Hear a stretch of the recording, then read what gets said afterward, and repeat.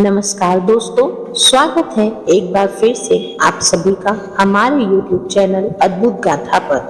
आज की कथा बहुत ही विशेष है। आज हम 7 वारों की कथा का श्रवण करेंगे। हमारे पुराणों में साफ तौर पर लिखा गया है कि इन 7 वारों की कथा नित्य नियम से सुनने से माताओं बहनों को अखंड सुहाग की प्राप्ति होती है। व्यक्ति धन धान्य से संपन्न हो जाता है, विद्या की प्राप्ति होती है, दरिद्रता दूर होती है, शत्रुओं का नाश होता है, व्यापार में वृद्धि होती है, रोग दोष दूर हो जाते हैं, घर में खुशहाली आती है। ऐसे में 7 वारों की कथा कही जाए, सुनी जाए तो महाफलदायी होता है। समस्त देवी देवताओं का आशीर्वाद मिलता है, व्यक्ति का जीवन सुखमय हो जाता है। इसलिए कथा को अंत तक अवश्य सुनिएगा, बीच में छोड़कर कथा का निरादर न कीजिएगा। इससे पहले कि हम कथा को शुरू करें, अगर आपने हमारे चैनल अद्भुत गाथा को अब तक सब्सक्राइब नहीं किया है तो कृपया सब्सक्राइब कर लीजिए, लाइक करिए और शेयर करिए। आइए सुनते हैं 7 वारों की कथा। सर्वप्रथम हम रविवार की कथा का श्रवण करेंगे। प्राचीन काल में एक बुढ़िया माई रहती थी। वह नियमित रूप से रविवार का व्रत करती थी। रविवार के दिन सूर्योदय से पहले उठकर बुढ़िया माई स्नान से निवृत्त होकर आंगन को गोबर से लीपकर स्वच्छ करती थी। उसके बाद भगवान सूर्य की पूजा करते हुए रविवार की व्रत कथा सुनकर सूर्य भगवान को भोग लगाकर दिन में एक समय भोजन करती थी। सूर्य भगवान की अनुकंपा से बुढ़िया माई को किसी प्रकार की चिंता एवं कष्ट नहीं था। धीरे धीरे उनका घर धन धान्य से भर रहा था। उस बुढ़िया माई को सुखी होता देख उनकी पड़ोसिन उनसे बहुत जलने लगी। बुढ़िया ने कोई गाय नहीं रखी थी, अतः वह अपने पड़ोसिन के आंगन में गाय का गोबर लेने जाती थी। पड़ोसिन ने कुछ सोच समझकर अपनी गाय को घर के अंदर बांधना शुरू कर दिया। रविवार को गोबर न मिलने से बुढ़िया माई अपना आंगन नहीं लीप सकी। आंगन ना लिपाने के कारण उस बुढ़िया माई ने सूर्य भगवान को भोग भी नहीं लगाया और उस दिन स्वयं भी भोजन नहीं किया। सूर्यास्त होने पर बुढ़िया माई भूखी प्यासी ही सो गई। प्रातः काल सूर्योदय से पूर्व उस बुढ़िया माई की आंख खुली तो वह अपने आंगन में एक सुंदर सी गाय और बछड़े को देखकर हैरान हो गई। गाय को आंगन में बांधकर उसे जल्द से चारा पानी खिलाया। पड़ोसी ने उस बुढ़िया माई के आंगन में बंधी गाय और बछड़े को देखा तो उसे और भी अधिक जलने लगी। तभी गाय ने सोने का गोबर किया। गोबर को देखते ही पड़ोसन की आंखें फटी की फटी रह गई। पड़ोसन ने उस बुढ़िया माई को आसपास न देखकर तुरंत उस गोबर को चुरा लिया और अपने घर ले गई तथा अपनी गाय का गोबर वहां रख आई। सोने के गोबर से पड़ोसन कुछ ही दिनों में धनवान हो गई। गाय प्रतिदिन सूर्योदय से पूर्व सोने का गोबर किया करती थी। पड़ोसन उस गोबर को उठाकर ले जाया करती थी। बहुत दिनों तक बुढ़िया माई को सोने के गोबर के बारे में कुछ भी पता नहीं था। बुढ़िया माई पहले की तरह रविवार को भगवान सूर्य देव का व्रत किया करती तथा कथा सुनती थी। लेकिन सूर्य भगवान को जब पड़ोसन की चालाकी का पता लगा तो उन्होंने तेज आंधी चलाई। आंधी का प्रकोप देखकर बुढ़िया माई ने गाय को घर के अंदर बांधना शुरू कर दिया। सुबह उठकर बुढ़िया माई ने सोने का गोबर देखा तो उन्हें बहुत आश्चर्य हुआ। उस दिन के बाद बुढ़िया माई गाय को घर के भीतर ही बांधने लगी। सोने के गोबर से बुढ़िया माई कुछ ही दिनों में बहुत धनी हो गई। उस बुढ़िया माई के धनी होने से पड़ोसन पूरी तरह जल भूनकर राख हो गई और अपने पति को समझा बुझाकर उस नगर के राजा के पास भेज दिया। तो राजा ने अपने सैनिकों को भेजकर बुढ़िया माई से उस गाय को छीन लिया। बुढ़िया माई यह देखकर बहुत रोने लगी। जब राजा ने सोने का गोबर देखा तो उसे आश्चर्य की कोई ठिकाना न रह गया। अब राजा ने उस गाय को पूरी तरह अपना बना लिया। इधर रविवार का दिन था। सूर्य भगवान को भूखी प्यासी बुढ़िया माई को इस तरह प्रार्थना करते देख उस पर बहुत करुणा आ गई। उस दिन सूर्य भगवान ने राजा को स्वप्न में कहा, अरे राजन, बुढ़िया की गाय वह बछड़ा तुरंत लौटा दे, नहीं तो मैं तुम्हारे राज्य का सर्वनाश कर दूंगा। तुम पर विपत्तियों का पहाड़ टूट पड़ेगा, तुम्हारा महल नष्ट हो जाएगा। सूर्य भगवान का स्वप्न से राजा पूरी तरह से भयभीत हो गया और सुबह होते ही उसने बुढ़िया माई को उनकी गाय और बछड़ा लौटा दिया। राजा ने बहुत सा धन देकर बुढ़िया माई से अपनी गलती की माफी भी मांगी। राजा ने पड़ोसन और उसके दुष्ट पति को उसकी दुष्टता के लिए दंड भी दिया।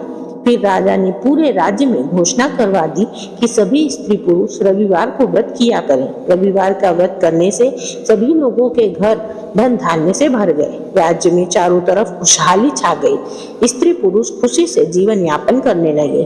उसी दिन से हर रविवार को व्यक्ति अपने घर की लिपाई गोबर से करने लगा और भगवान सूर्य देव को प्रसन्न करने लगा। हे सूर्य भगवान, जिस प्रकार आपने बुढ़िया माई को दिया, उसी प्रकार आप अपने सभी भक्तों को, कथा कहने को व सुनने वालों को, ओंकार भरने वालों को देना। जय हो सूर्य देवता। दोस्तों, अब आइए सुनते हैं सोमवार की व्रत कथा। किसी नगर में एक धनी व्यापारी रहता था। दूर दूर तक उसका व्यापार फैला था। नगर के सभी लोग उस व्यापारी का सम्मान करते थे। इतना सब कुछ होने के बावजूद वह व्यापारी बहुत दुखी था, क्योंकि उसका कोई पुत्र न था, जिस कारण अपनी मृत्यु के पश्चात व्यापारी को अपने उत्तराधिकारी की चिंता हमेशा रहती थी। पुत्र प्राप्ति की इच्छा से व्यापारी प्रत्येक सोमवार को भगवान शिव का व्रत पूजा किया करता था और शाम के समय भगवान के मंदिर जाकर उन्हें घी का दीपक जलाता था। उसकी भक्ति देखकर माता पार्वती प्रसन्न हो गई। भगवान से कहने लगी, हे प्रभु, आप इस व्यापारी की मनोकामना अवश्य पूर्ण करिए। भगवान शिव जी बोले, देवी, इस संसार में सबको उनके कर्मों के अनुसार ही फल की प्राप्ति होती है। प्राणी जैसा कर्म करता है वैसा ही फल उसे मिलता है। शिव जी द्वारा समझाने के बावजूद माता पार्वती नहीं मानी और उस व्यापारी को पुत्र देने हेतु माता ने शिव जी से बारंबार अनुरोध किया। अंततः माता के आग्रह को देखकर भगवान भोलेनाथ ने उस व्यापारी को पुत्र प्राप्ति का वरदान देना पड़ा। तत्पश्चात भोलेनाथ और माता पार्वती के आग्रह से और वरदान से उसे व्यापारी को एक पुत्र की प्राप्ति हुई। किंतु भगवान भोलेनाथ ने व्यापारी से कहा, हे व्यापारी, तुम्हें पुत्र अवश्य होगा, किंतु उसकी आयु बड़ी ही अल्प होगी। वह केवल 16 वर्ष तक ही जिएगा। भगवान भोलेनाथ का ऐसा वरदान पाकर वह व्यापारी कड़ी देर के लिए खुश तो हुआ, परंतु उसके मन में अपने पुत्र की अल्पायु की जानकारी सुनकर बड़ा ही दुख हुआ। लेकिन व्यापारी ने उसी तरह भगवान भोलेनाथ की व्रत कथा और सोमवार के दिन प्रभु की व्रत कथा करना जारी रखा। कुछ ही महीनों बाद उसके घर एक अति सुंदर बालक ने जन्म लिया। घर में खुशियां ही खुशियां थी। बहुत धूमधाम से पुत्र का जन्म समारोह मनाया गया, परंतु व्यापारी को पुत्र जन्म की अधिक खुशी नहीं हुई, क्योंकि उसे अपने पुत्र की अल्पायु का रहस्य पता था। जब पुत्र 12 वर्ष का हुआ तो उसे उसके मामा के साथ पढ़ने के लिए वाराणसी भेज दिया गया। लड़का अपने मामा के साथ शिक्षा प्राप्ति के लिए चल दिया। रास्ते में जहाँ भी मामा भांजे विश्राम करने हेतु रुकते, वहीं पर यज्ञ करते और ब्राह्मणों को भोजन कराते। लंबी यात्रा के बाद मामा भांजे एक नगर में पहुंचे। उस दिन नगर के राजा की कन्या का विवाह था, जिस कारण पूरे नगर को सजाया गया था। निश्चित समय पर बारात आई, लेकिन वर का पिता अपने बेटे के एक आंख से काने होने के कारण बहुत चिंतित था। तभी उसकी नजर व्यापारी के लड़के पर गई, जो बड़ा ही सुंदर और नौजवान था। उसके मन में एक विचार आया कि क्यों ना मैं अपने बेटे को जगह पर इस व्यापारी के लड़के को बैठा दूं और इससे राजकुमारी का विवाह करवा दूं। तत्पश्चात मैं विदा करवा कर राजकुमारी अपने महल ले जाऊंगा। ऐसा कर सोचकर उसने व्यापारी के मामा से ढेर सारा धन देने की बात कही और अपनी मंत्रणा बताई। व्यापारी का मामा भी इस बात पर मान गया। लड़के को दूल्हे का वस्त्र पहनाकर राजकुमारी से विवाह करा दिया गया। राजा ने बहुत सारा धन देकर राजकुमारी को विदा किया। शादी के बाद लड़का जब राजकुमारी के साथ लौट रहा था तो वह सच न छुपा सका। उसने राजकुमारी पर ओढ़नी पर लिख दिया, अरे राजकुमारी, तुम्हारा विवाह तो मुझसे हुआ है। मैं वाराणसी पढ़ने जा रहा हूँ। अब तुम्हें किसी और के साथ अपना नवयुवक जीवन शुरू करना होगा। और वह लड़का काना भी है।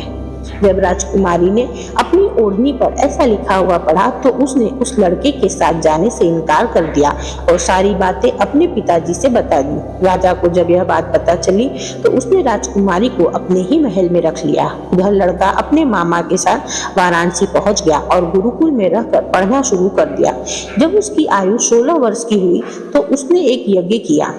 यज्ञ की समाप्ति पर ब्राह्मणों को भोजन कराया, खूब अन्न वस्त्र दान दिए। रात को वह अपने शयन कक्ष में सो गया। शिव के वरदान के अनुसार शयन अवस्था में ही उसके प्राण पखेरु उड़ गए।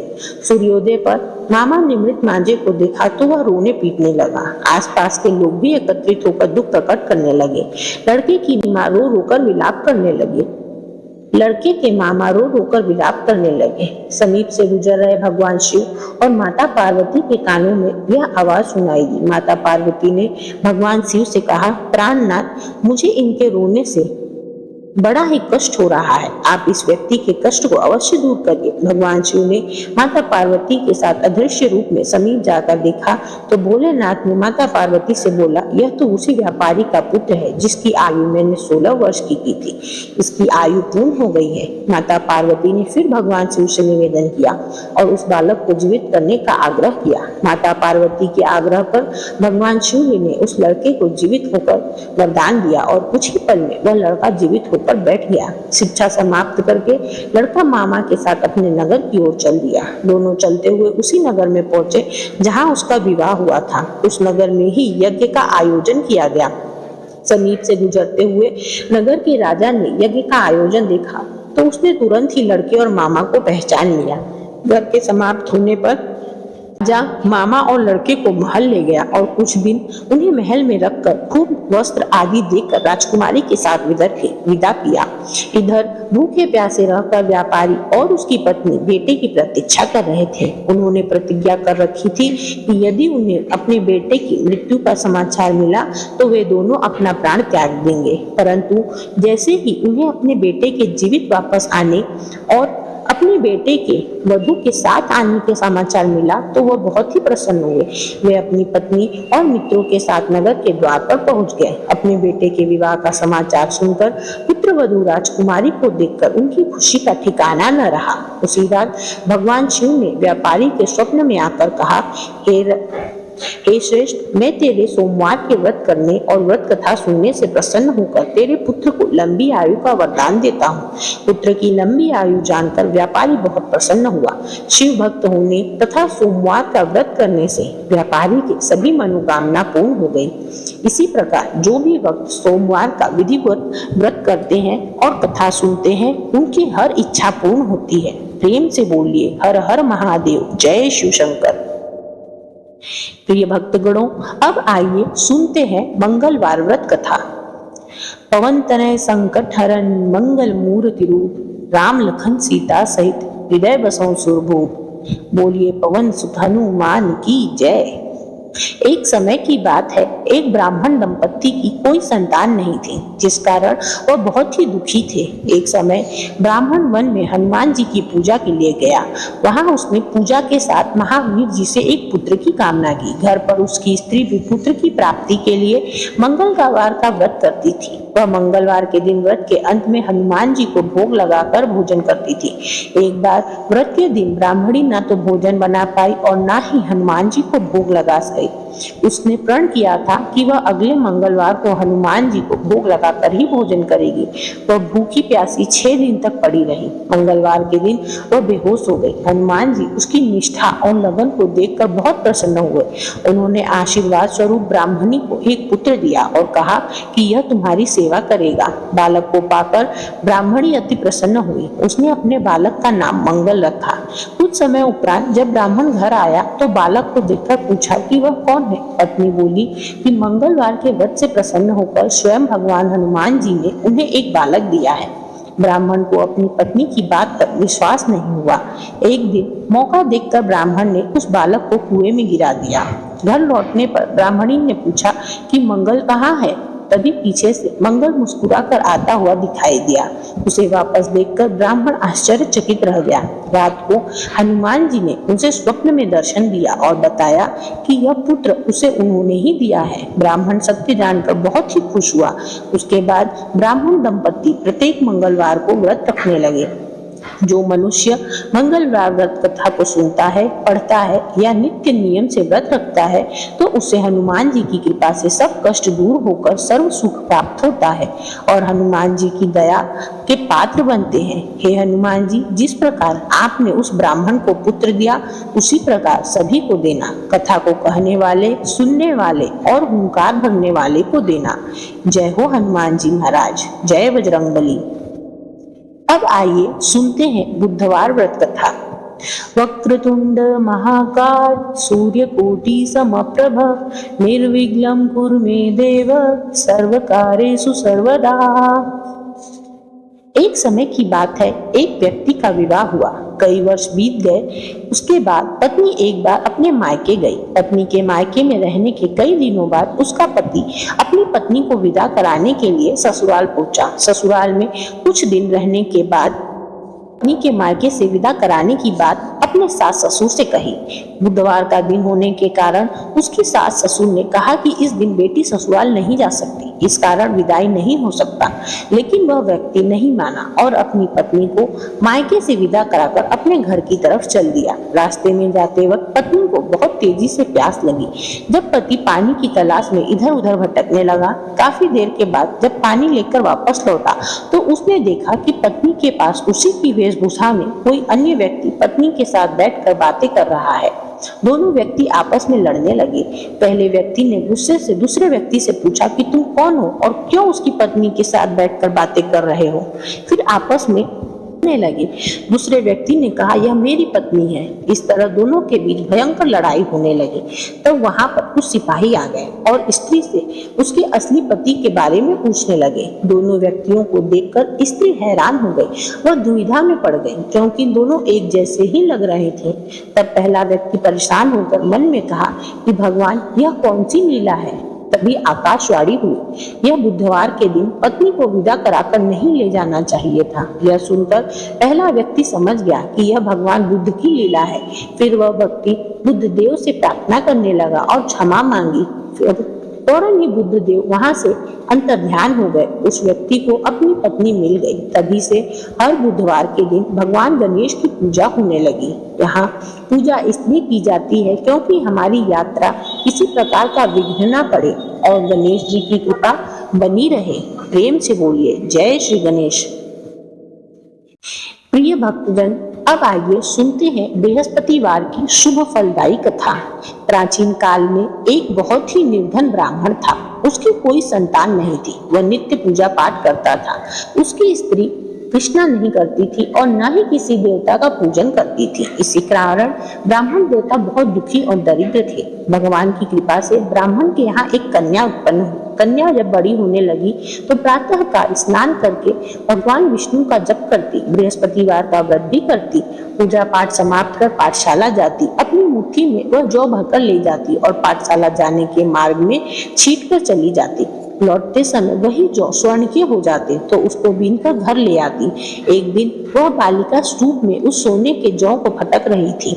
कभी उसकी माँ ने देख लिया और कहा, हे बेटी, सोने की जौ को फटकने के लिए सोने का सूप भी होना चाहिए। दूसरे दिन गुरुवार था। कन्या ने व्रत रखा और बृहस्पति देव भगवान से सोने का सूप मांगने की प्रार्थना की। बृहस्पति देव ने उसकी प्रार्थना स्वीकार की। रोजाना की तरह वह कन्या पाठशाला चली गई और लौटकर जब वह जौ बीन रही थी तो बृहस्पतिवार की कृपा से उसे एक सोने का सूप मिला। उसे देखकर वह बहुत खुश हुई और उसे लेकर वह अपने घर आ गई और उसने उसी सोने के सूप में जौ साफ करना शुरू कर दिया। परंतु यह सब देखकर भी उसकी माँ का रवैया नहीं बदला। एक दिन की बात है, कन्या सोने के सूप में जौ साफ कर रही थी। तभी उस नगर का राजकुमार वहां से निकल रहा था। कन्या के रूप को देखकर वह उस पर मोहित हो गया। राजमहल में आकर उसने अन्न जल का त्याग कर बैठ गया। जब राजा को अपने पुत्र के अन्न जल त्यागने की समाचार मिला तो वह अपने पुत्र के पास आया। उसने राजकुमार से सारी बातें पूछी। राजकुमार ने अपने दिल की बात अपने पिता से बता दी। अपने पुत्र की बात जान राजा ने मंत्री को ब्राह्मण के घर भेजा। मंत्री ने ब्राह्मण के समक्ष राजा की ओर से निवेदन किया। कुछ ही दिनों बाद ब्राह्मण की कन्या का विवाह राजकुमार के साथ संपन्न हो गया। कन्या के घर से जाते ही ब्राह्मण के घर में फिर से पहली की भांति दरिद्रता छा गई। एक दिन दुखी होकर ब्राह्मण अपनी पुत्री से मिलने गया। बेटी ने पिता की आवश्यकता को देखा और अपनी माँ का समाचार पूछा। ब्राह्मण ने सभी हाल का सुनाया। ब्राह्मण ने जब अपना दुख बताया तो कन्या ने बहुत सा धन देकर अपने पिता को विदा कर दिया। लेकिन कुछ ही दिन बाद वही हालत हो गई। ब्राह्मण फिर से अपनी कन्या के पास गया और सभी हाल का सुनाया तो पुत्री बोली, हे पिताजी, आप माता जी को यहाँ ले आइए, मैं उन्हें विधि बताऊंगी जिससे गरीबी दूर हो जाएगी। ब्राह्मण देवता अपनी स्त्री को लेकर अपनी पुत्री के राजमहल पहुंचे तो पुत्री ने अपनी माँ को समझाया और कहा, तुम प्रातः काल स्नान ध्यान कर भगवान विष्णु की पूजा किया करो, सब दरिद्रता दूर हो जाएगी। परंतु उसकी माँ ने उसकी एक भी बात नहीं मानी। वह प्रातः काल उठकर सबसे पहले अपनी पुत्री का बचा हुआ जूठा खाना खा लेती। एक दिन उसकी पुत्री को अपनी माता के ऐसा व्यवहार पर बहुत गुस्सा आया। उसने अपनी माँ को एक कोठरी में बंद कर दिया। प्रातः उसे स्नान आदि करा के पूजा पाठ करवाया तो उसकी माँ की बुद्धि ठीक हो गई। इसके बाद वह नित्य प्रति नियम से पूजा पाठ करने लगी और प्रत्येक बृहस्पतिवार को व्रत रखने लगी। इस व्रत के प्रभाव से उसे दरिद्रता से मुक्ति मिल गई और इस भौतिक जीवन में उसने संपूर्ण सुख का भोग किया। जीवन के पश्चात वह श्री हरि धाम भगवान विष्णु के लोक को प्राप्त हुई और उसे मोक्ष की प्राप्ति हुई। वह ब्राह्मण भी सुखपूर्वक इस लोक का सुख भोग कर स्वर्ग की प्राप्ति किया। हे भगवान विष्णु, जिस प्रकार आपने उस ब्राह्मणी को स्वर्ग की प्राप्ति कराई, उसी प्रकार सबको कराना। कथा को कहने वाले, सुनने वाले और हुंकार भरने वाले को सदा अपना आशीर्वाद बनाए रखिएगा। बोलिए भगवान विष्णु की जय। आइए अब सुनते हैं शुक्रवार की व्रत कथा। एक बुढ़िया थी, उसके 7 बेटे थे। 6 कमाने वाले थे जबकि एक निकम्मा था। बुढ़िया की 6 बेटे को रसोई बनाती, भोजन कराती और जो जूठन उनसे बचता वह अपने 7वें बेटे को दे देती। एक दिन वह बेटा अपनी पत्नी से बोला, देखो मेरी माँ मुझसे कितना प्रेम करती है। हाँ, मुझे दिखता है कि आपकी माँ आपसे कितना प्रेम करती है। वह आपको सभी का जूठन खिलाती है। यह इतना प्यार है कि क्या ही बताऊं। यह सुनकर बेटे ने कहा, नहीं, ऐसा नहीं हो सकता। मैं जब अपनी आंखों से देखूंगा तभी विश्वास करूंगा। मेरी माँ मुझे जूठन कैसे खिला सकती है। कुछ दिन बाद त्योहार आया। घर में 7 प्रकार के भोजन, चूरमे के लड्डू बने। वह जांचने के लिए सिर दुखने का बहाना कर पतला वस्त्र सिर पर रख रसोई घर में सो गया। वह कपड़े में से सब देख रहा था। भाई भोजन करने आए। उसने देखा कि माँ ने उनके लिए सुंदर सुंदर आसन बिछाए, नाना प्रकार की रसोइयां परोसी और आग्रह करके उन्हें खाना खिलाया। यह देखता रह गया। 6 भोजन करने उठे तब माँ ने उनकी जूठन थाली में से लड्डू के चूरमे उठाकर एक लड्डू बनाया। जूठन साफ कर बूढ़ी माँ ने उसे पुकारा, बेटा भाई भोजन करके चले गए हैं, अब तू बाकी है, आकर भोजन खा ले। वह कहने लगा, माँ मुझे भूख नहीं है, अब मैं प्रदेश जाऊंगा और वहां कुछ धन कमाऊंगा। माँ ने कहा, कल जाता है सो आज ही चला जा। वह बोला, आज ही जा रहा हूँ। यह कहकर वह घर से निकल गया। चलते चलते पत्नी की याद आ गई। वह गौशाला में कंडे पात रही थी। वहां जाकर बोला, हे प्रिय, मैं परदेश जा रहा हूँ, तुम्हारी याद मुझे सदैव रहेगी, इसलिए मुझे कुछ अपनी निशानी दे दो। यह अंगूठी है, यह तुम रख लो और मुझे अपनी कुछ निशानी दे दो। उस पर उसकी पत्नी बोली, मेरे पास क्या है, यह गोबर भरा हाथ। यह कहकर उसने उसकी पीठ पर गोबर के हाथ की थाप लगा दी। ऐसा होने के बाद वह परदेश चला गया। चलते चलते जब वह परदेश पहुंचा, वहां एक साहूकार की दुकान थी। वहां जाकर उसने कहा, भाई मुझे नौकरी पर रख लो। साहूकार को भी जरूरत थी एक नौकर की, तो वह बोला, रह जा लड़के। पूछा, क्या तनख्वाह लोगे? साहूकार ने कहा, देखकर दाम मिलेगा। साहूकार की नौकरी मिली। वह सुबह 7 बजे से 10 बजे तक मेहनत से काम करने लगा। कुछ दिन में दुकान का सारा काम, लेन देन, हिसाब किताब, ग्राहकों को माल बेचना, सारा काम वह सीख गया। ये सब चक्कर खाने लगे कि यह इतना होशियार कैसे है। सेठ ने भी देखा और 3 महीने में ही उसे आधे मुनाफे का हिस्सेदार बना दिया।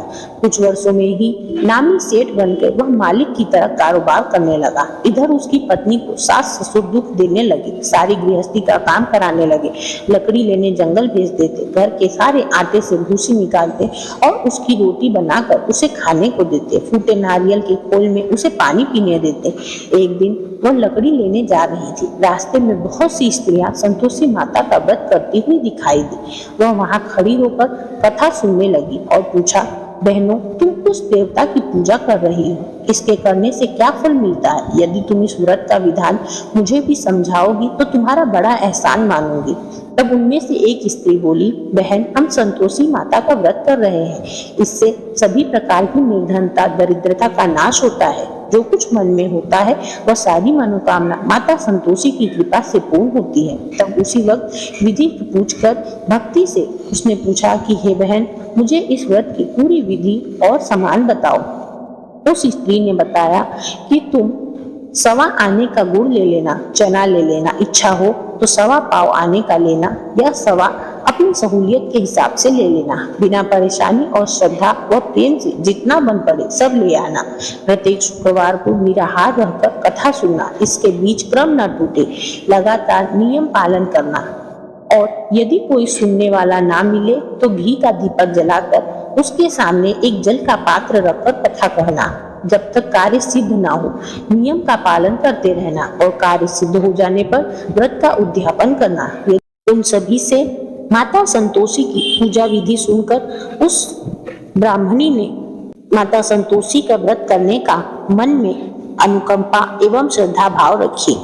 उसने उस दिन की सारी लकड़ियां बेच दी और उससे जो भी पैसे मिले उससे उसने सारे पूजा की विधि एवं पूजा की सामग्री खरीद ली। इसके बाद वह गुड़ चना लेकर माता के व्रत की तैयारी करने लगी। सामने उसने मंदिर देखा तो पूछा, यह किसका मंदिर है? सब कहने लगे कि माता संतोषी का मंदिर है। यह सुनकर माता के मंदिर में जाकर चरणों में वह लेट गई। दिन होकर उसने माँ से विकट रूप से अज्ञानता से अपनी माता से बड़ी ही विनम्र भाव से उसने विनती की और कहा, हे माता, मैं तेरी शरण में हूँ, माता दया कीजिए। एक शुक्रवार बीता, फिर दूसरे को उसके पति का पत्र आया, तीसरे को शुक्रवार को उसने पैसा भेजा। यह देखकर जेठ जेठानी मुंह सिकोड़ने लगे। पैसे देखकर माता और पिता तो बड़े खुश थे। किसी ने उससे पूछा कि अरे वाह, अब तो पैसे आ रहे हैं। उसने अपने दुखों का जिक्र करते हुए लोगों से कहा, भैया, मैंने पैसे कम मांगे, मुझे तो मेरा सुहाग चाहिए। वह ऐसी बातें सोचकर एक दिन माता के चरणों में जाकर रोने लगी और कहा, हे माँ, मैंने आपसे पैसे कम मांगे, मुझे तो मेरा सुहाग चाहिए, मुझे मेरा पति चाहिए, कृपया करके मुझे मेरे पति के दर्शन करवाइए। तब माता ने प्रसन्न होकर कहा, जा बेटी, तेरा स्वामी जल्द ही तुझे मिल जाएगा। यह सुनकर खुशी से बावली होकर वह घर आकर अपना काम करने लगी। तभी उसी रात माता संतोषी ने उसके पति को स्वप्न में दर्शन दिया और कहा, हे पुत्र, तू यहाँ क्या कर रहा है? वहाँ तेरी स्त्री तुझे याद कर रही है, तेरे घर वाले उसे बहुत ही दुख दे रहे हैं। माता की बातें सुनकर उस ब्राह्मण ने अपनी घर जाने का निर्णय लिया। उसने जो भी धन कमाया था वह धन ले देकर वह अपने घर पहुंचा। जब वह अपने घर पहुंचा तो उसकी स्त्री जंगल में लकड़ी काटने गई थी। उसने अपनी माँ से अपनी पत्नी के विषय में पूछा तो माँ ने झूठ कह दिया, किंतु जब वह घर पहुंची तो अपनी पत्नी की स्थिति देखकर उसे बहुत ही क्रोध आया, परंतु वह माँ से कुछ नहीं कहा।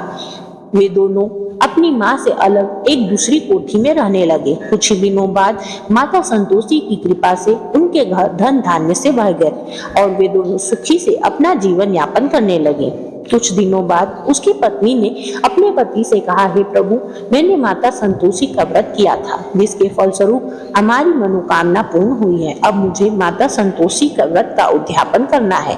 उसकी यह बात सुनकर वह पुरुष भी उद्यापन के लिए मान गया। दोनों ने बड़े ही धूमधाम से उद्यापन की तैयारी कराई और जब उन्होंने उद्यापन के लिए अपनी जेठ जेठानी के लड़कों को भोजन के लिए बुलाया तो जेठानी ने अपने पुत्र को सिखा पढ़ा दिया और कहा कि जैसे ही भोज होने लगे तुम उससे खटाई मांगना और खटाई के लिए ही अड़ जाना।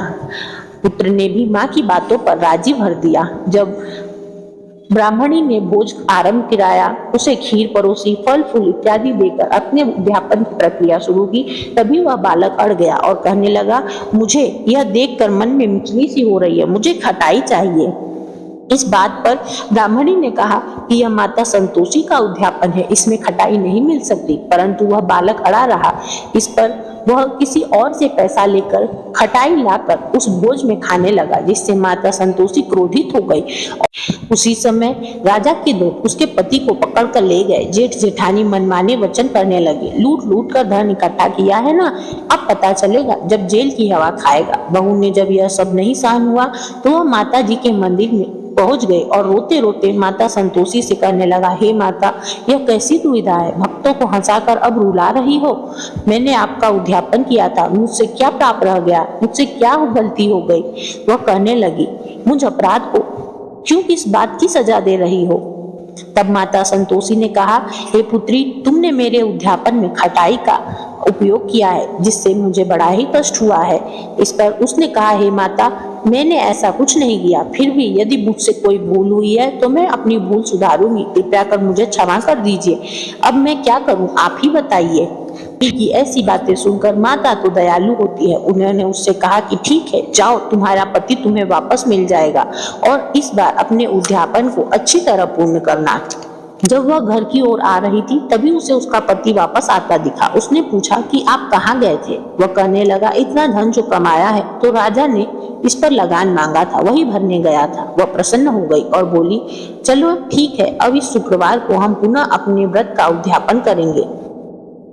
पति ने कहा, जरूर। ऐसा कहकर उन दोनों ने फिर से एक बार माता के उद्यापन की सारी प्रक्रिया, सारी व्यवस्था शुरू की। इस बार फिर से जेठ के लड़के को भोजन को कहने गई। जेठानी ने इस बार फिर से अपने पुत्र को वही बातें सिखा दी और कहा कि तुम भोज में जाना तो खटाई मांगना। लड़का भोजन से पहले ही, खाना खाने से पहले ही खटाई मांगने लगा। इस बार वह ब्राह्मणी कटु वचन से बोली कि यह माता का उद्यापन है, इसमें खटाई नहीं मिल सकती। जो मिल रहा है वही खाओ, खाना है तो खाओ, नहीं तो मैं ब्राह्मण के लड़कों को बुलाकर भोजन पूरा करवा दूंगी।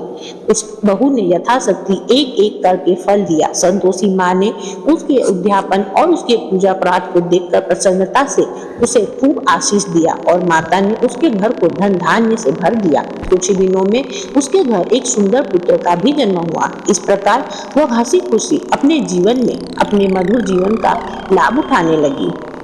प्रिय भक्तजनों, अब आइए सुनते हैं शनिदेव की शनिवार की कथा। एक समय की बात है, भगवान सूर्य देव के पुत्र शनि बचपन से ही बड़े सुंदर थे और तेजस्वी थे। उनकी सुंदरता को देखते हुए गंधर्व ने अपनी पुत्री कंकाली के साथ शनि देव का विवाह कर दिया। लेकिन अत्यंत सुंदर होने के कारण इंद्र की सभा के अप्सरा अक्सर उन्हें देखने आया करती थी। इन अप्सराओं को देखकर कई बार शनिदेव उन पर मोहित हो जाया करते थे। यह बात गंधर्व कन्या कंकाली को अच्छी नहीं लगती थी। तब गंधर्व कन्या कंकाली ने अपने पति शनिदेव को यह श्राप दिया कि आज के पश्चात सुंदरता को, जिस सुंदरता के कारण तुम यह सब करते हो, वह खोकर बदसूरत हो जाओगे और आपकी दृष्टि हमेशा नीचे की तरफ रहेगी। अगर आपने सीधी दृष्टि से किसी की तरफ देखा तो उस पर 7.5 चढ़ जाएगी और वह तमाम दुखों और संकटों से घिर जाएगा। तब शनि देव ने भगवान शिव की घोर तपस्या की। तपस्या के पश्चात भगवान शिव प्रसन्न हुए और बोले, हे सूर्य पुत्र शनि देव, मैं तुम्हारी तपस्या से प्रसन्न हूँ और मैं तुम्हें यह वर देता हूँ कि जो भी व्यक्ति शनिवार के दिन पीपल के नीचे पे तेल चढ़ाएगा और तुम्हें दीपक जलाएगा, उस पर तुम्हारी दृष्टि पड़ने पर शुभ फल प्राप्त होगी। इसलिए शनिवार के दिन पीपल के नीचे शनि देव की पूजा होती है और उन्हें तेल चढ़ाया जाता है। हे शनि महाराज, जो भी भक्त आपका शनिवार का व्रत करता है, आपको तेल चढ़ाता है, आप उसके घर में अन्न धन सुख संपदा देना, सुख शांति देना। प्रेम से बोलिए, जय शनिदेव महाराज। तो दोस्तों, यह थी 7 वारों की कथा। उम्मीद करती हूँ यह कथा आपको अत्यंत पसंद आई होगी। यह कथा कहते हुए यदि मुझसे कोई त्रुटि हुई हो तो मैं आप सभी से हाथ जोड़कर क्षमा प्रार्थी हूँ। यदि आपको यह कथा पसंद आई हो तो हमारी वीडियो को एक लाइक जरूर करिएगा और कमेंट में सप्रेम हर हर महादेव, ओम नमः शिवाय, ओम गजानन महाराज अवश्य लिखिएगा। आप सभी का जीवन मंगलमय हो, इसी मनोकामना के साथ आज के लिए इतना ही। मिलते हैं अगली वीडियो में, तब तक के लिए नमस्कार।